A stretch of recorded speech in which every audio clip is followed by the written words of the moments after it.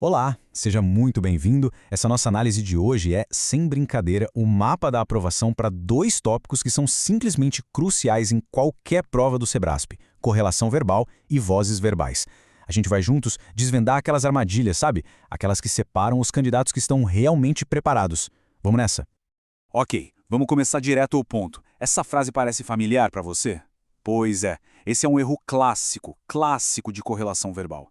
E é exatamente esse tipo de detalhe que o Sebrasp adora usar para testar a atenção à coerência. Pode ter certeza, no final dessa análise, o erro aqui vai parecer óbvio. Então, nosso primeiro grande assunto é a correlação verbal.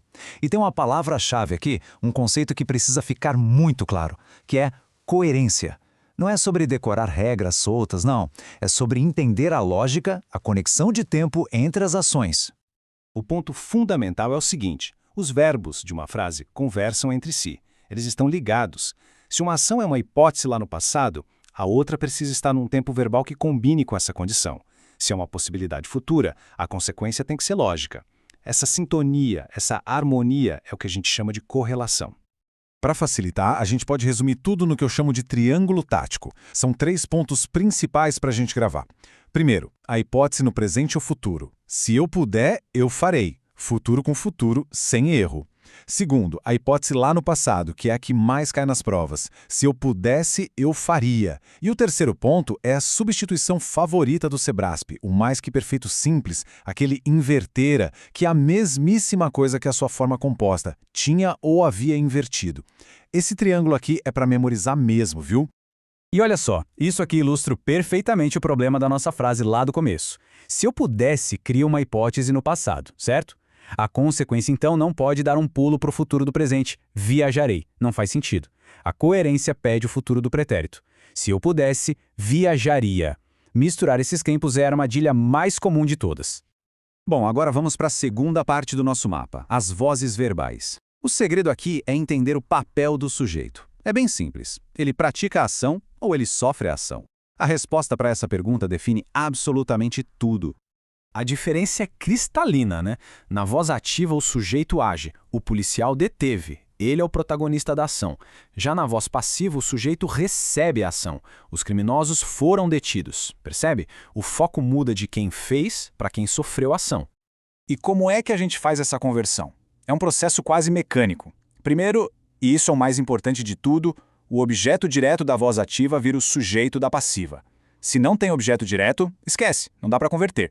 Depois, o sujeito original vira o agente da passiva e o verbo principal ganha um parceiro, o verbo ser, formando aquela estrutura ser mais particípio.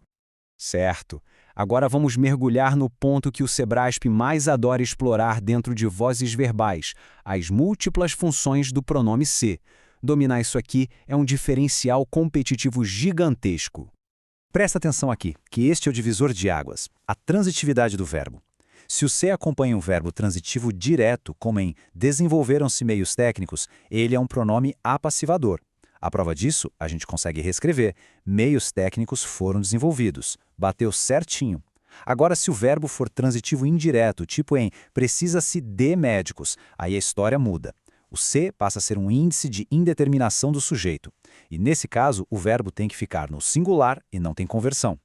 E muito cuidado para não cair na armadilha do ser reflexivo. O teste é super simples.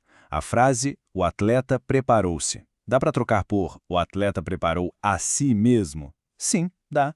Então, é uma ação reflexiva. A ação volta para o próprio sujeito. Não tem nada a ver com voz passiva. Certo, com a teoria toda na cabeça, vamos focar na prática. Como é que o Sebrasp transforma esse conhecimento todo em questões que são verdadeiras armadilhas? Vamos dar uma olhada nos temas quentes. Existem 3 táticas que sempre aparecem. A primeira é a concordância na conversão. Se o sujeito paciente está no plural, o verbo vai para o plural junto. Adotaram-se dispositivos. A segunda é a ideia de equivalência para esconder o agente. Dizer castigava-se ou castigavam tem o mesmo efeito de não dizer quem castiga. E a terceira, que é mais sutil, em não se espera que algo aconteça, esse algo é o sujeito paciente da oração, não é o objeto. Fique de olho nisso. Então, para a gente fechar nosso resumo tático final, vamos guardar 3 frases na cabeça. Para correlação, Se eu pudesse, eu faria. Para a voz passiva, a conversão só rola se tiver objeto direto. E para a função do se, se o verbo for transitivo direto, o se é apassivador. Simples, direto e muito, muito poderoso. Com todo esse arsenal tático, a confiança para encarar qualquer questão de correlação e vozes verbais aumenta muito, não é mesmo? A teoria bem aplicada, bem entendida, é a base para qualquer bom resultado.